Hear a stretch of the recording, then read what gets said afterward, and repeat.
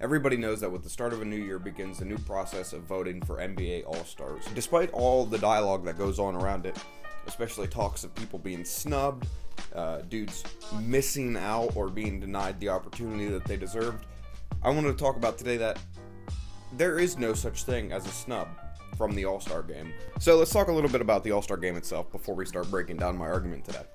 When you look at the All-Star game, you have 12 players, 12 from the West, 12 from the East that are selected via a combination vote.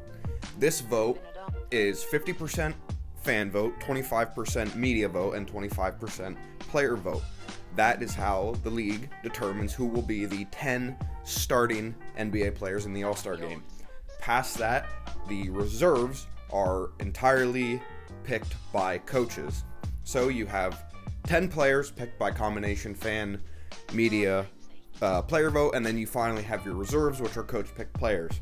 And as you can imagine, when you have that wide of a variety of people putting their input in, you're going to get a pretty wide variety of results. Now, every year, especially when the fan vote is currently the only thing available, every year you're going to have names on the All-Star voting list that have no business being there. You know, as great as these players might be individually, they're not All-Stars, and yet they appear on the All-Star ballot because of fan presence. We go back a couple years, you got guys like Taco Fall appearing on that. You go to this year, you got Austin Reeves appearing on there.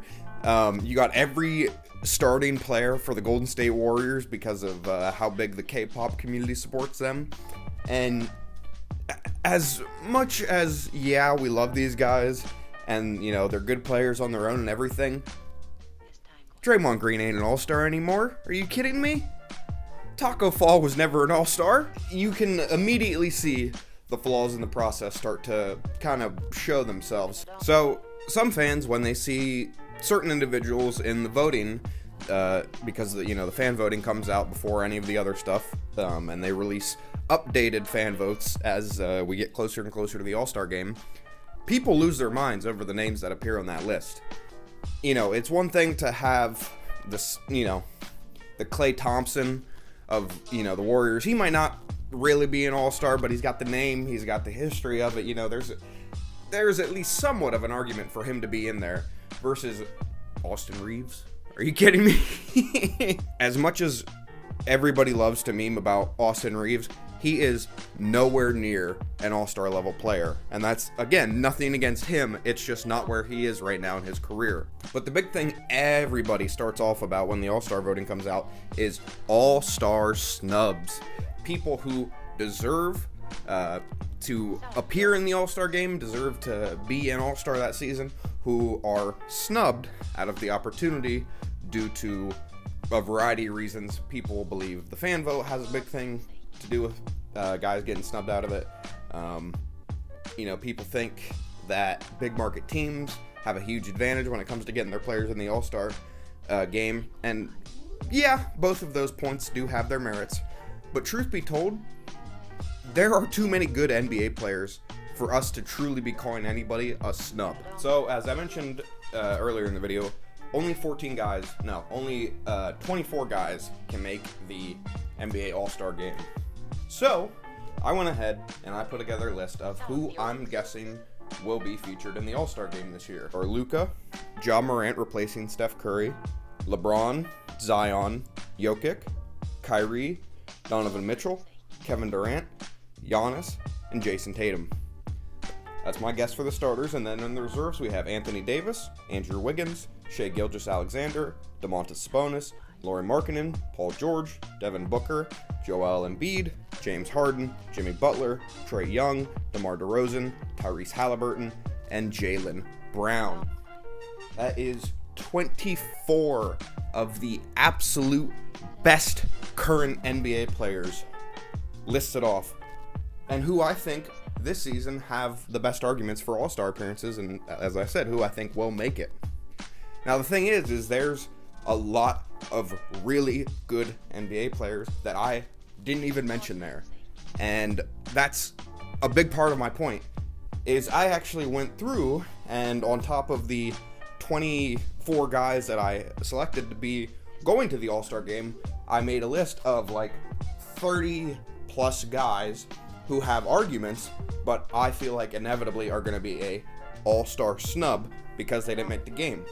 Again, I don't think they're snubs. I just think we don't have enough slots to get all these great players, showcased in one event. So here's my list of 30 or so NBA players who will be NBA All-Star snubs this year.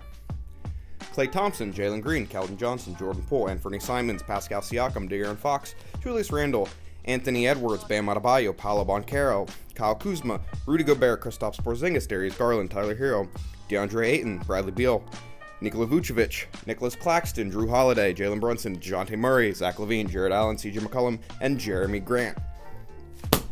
Those guys, every single one of them that I just listed, currently sits with a player efficiency rating over 20. Now, without doing a deep dive into what that means, just know they nice. They can play ball. Some of the guys I named there, of course, you got a few guys who have been borderline for a couple years.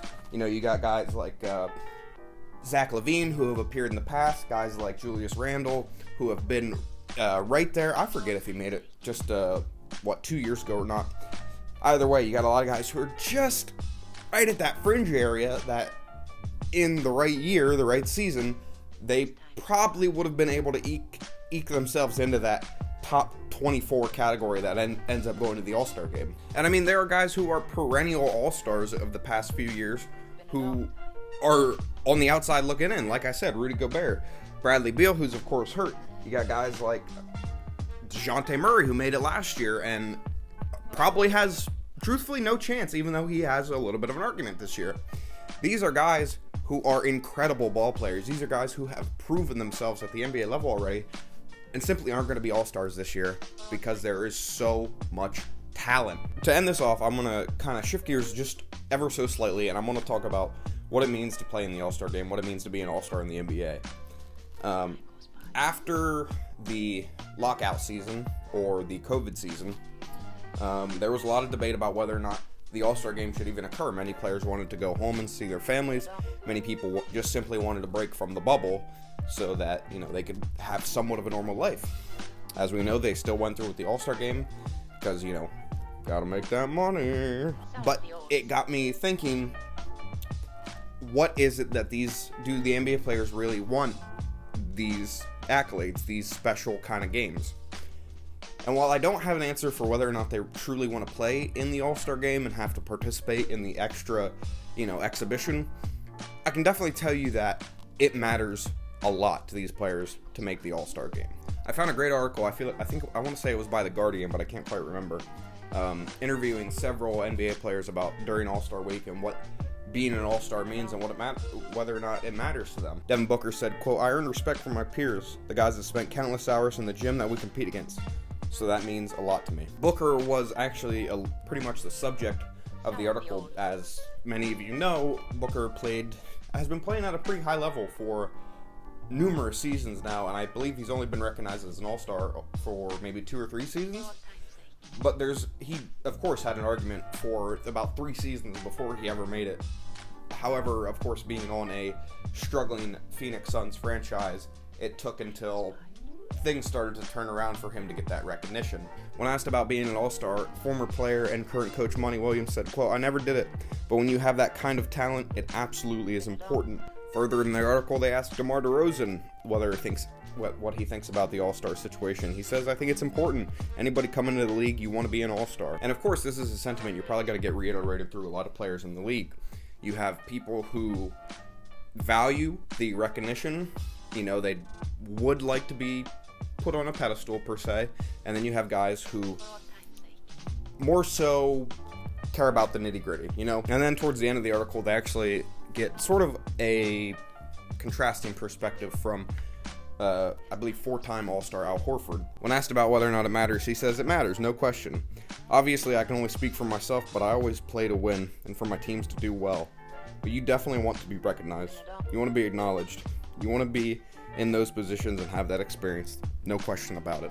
The lengthy explanation apparently was due to a kind of shrug that Horford gave when the question was initially posed, seemingly saying that it doesn't matter to him nearly at the same level that it does to a lot of these players. So when it comes to the All-Star game in Utah this February, I want you to remember while you're seeing Lauri Markkanen on your screen in his first All-Star appearance, remember that your guy wasn't snubbed.